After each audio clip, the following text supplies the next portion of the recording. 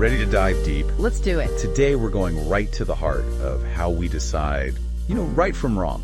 We've got excerpts from Oliver O'Donovan's Self, World, and Time. Which, it's about Christian ethics, but hold on. Before you think, whoa, not my usual, I promise. This isn't about, preaching or anything like that. We're after those universal aha moments about morality. The kind that hit home for everyone, no matter what you believe. And one of the most interesting things O'Donovan says is, well, we don't just invent this sense of morality. It's not like we're building it ourselves from scratch, right? Well, it's more like we're thrown into this ocean of moral obligation. We're already swimming in it. And then we realize, hold on, there are currents here.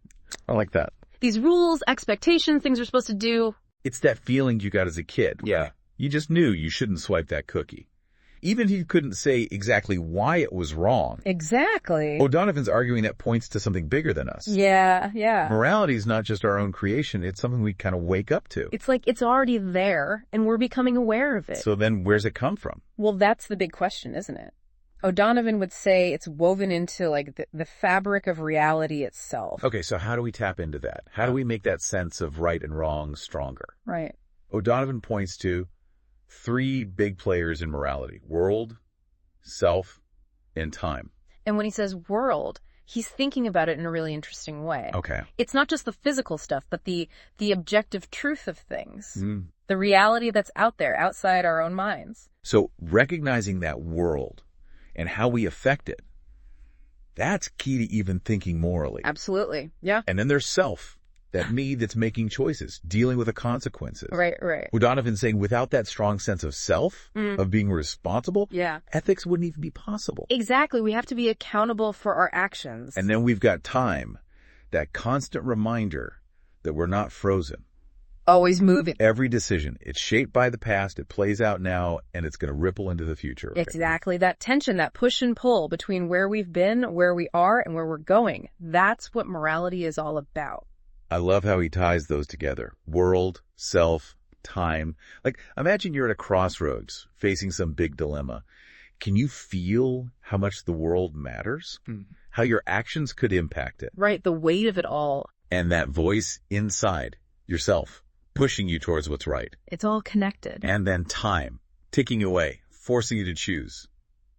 Which of those, I'm curious, which one tugs at you most when you're in that spot? So, we're in this ocean of moral stuff, right? We know the world matters, we're responsible, and the clock's always ticking. Yeah. But how do we actually think through a dilemma? Is it all gut feeling? That's where O'Donovan would, maybe push back a little. He'd say gut feeling matters, it's important, but it's not the whole picture. For him, real moral action, it needs reason. We got to use our brains, think about what'll happen because of our choices, not just emotionally react. So it's more than just, does this feel okay? Right, exactly. We have to figure out the difference between how things are and how they should be. He calls it practical reason, which sounds kind of formal, but it's looking at the world, messy as it is, and then from that, deciding the right way to act. Which is rarely easy, let's be honest. Oh, absolutely. Never that simple. And it gets trickier, right? Because it's not just a one-time decision. O'Donovan talks about moral thinking going both ways. Yeah, there's looking back, reflection, seeing what worked before, what totally backfired, all that. Learning from our mistakes, basically. In a way, yeah, but it's also looking ahead, deliberation, thinking through those what-if scenarios, how our actions might impact other people down the line. So it's like we're always adjusting our internal compass, using both the past and the future to guide us. That's a great way to put it.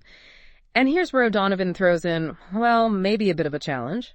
He doesn't think we're only responsible for what we meant to do, our intentions, the actual consequences, even the ones we didn't see coming, those matter too. Oh, wow. So even with good intentions, if it goes sideways, I'm still on the hook. That's what he'd say, yeah.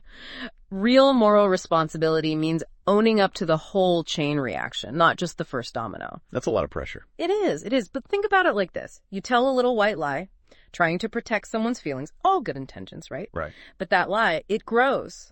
Other people get hurt, trust is broken, the outcome matters, even if you didn't plan for it. Okay, that makes sense when you put it like that.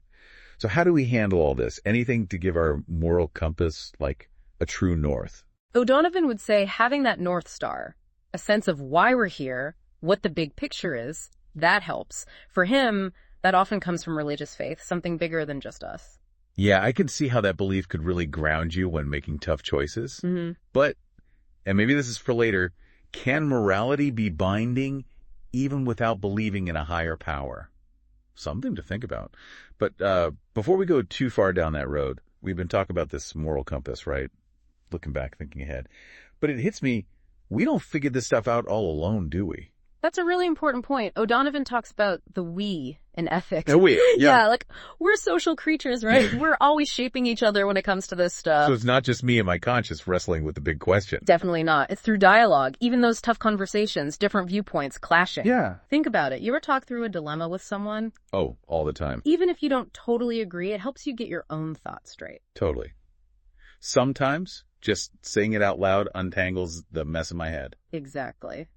O'Donovan would say that back and forth, the advice, the respectful disagreements, that's how we grow morally. Makes me think about authority, though, whose voices we listen to. We were talking North Star earlier.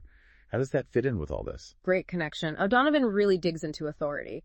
He says there's a difference between authority as power over us versus authority that's like, a focused disclosure of reality. So not just someone bossing us around, but showing us something important. Right, and that can come from anywhere. A good teacher, traditions, even like sudden realizations we have. Those moments when the light bulb goes off. Exactly. It's about recognizing the wisdom, the stuff that helps us make sense of it all. But it feels like nowadays everyone's questioning authority, right? Those old guideposts aren't so steady anymore. He talks about that, yeah. It makes moral questions tougher, no doubt, when those guideposts are shaky. But he doesn't think it's hopeless. It's an opportunity. We got to be more intentional about our own sense of right and wrong, find the wisdom that speaks to us, and talk it out, even when it's hard. So we're responsible for our own moral growth, not just relying on others to tell us. Exactly. And this is where O'Donovan comes back to faith, love, hope. And those still matter, even if we're not talking religion specifically, right? Oh, absolutely. Essential for any moral life. Faith, for him, is trusting in something bigger, something good that keeps us going, even when things are uncertain. Okay, I get that. And love. It's not just the romantic stuff. It's seeing the value in other people, feeling responsible for them. And hope. That's going to be tough these days. Hope's that belief that we can make a difference, even with small acts of kindness. It's what keeps us striving for a better future, even when it feels impossible. I like that. Faith, love, hope, the fuel for the journey, especially with all the moral twists and turns out there. He leaves us with this image. Our lives are part of a bigger story. And our actions, they're like brushstrokes on that story. So as you go through your week, think about the story you're creating. What mark are you making on the world? Are you part of something good that's worth thinking about? And on that note, we'll let you dive into your own reflections. Thanks for joining us for this Tongue Tied.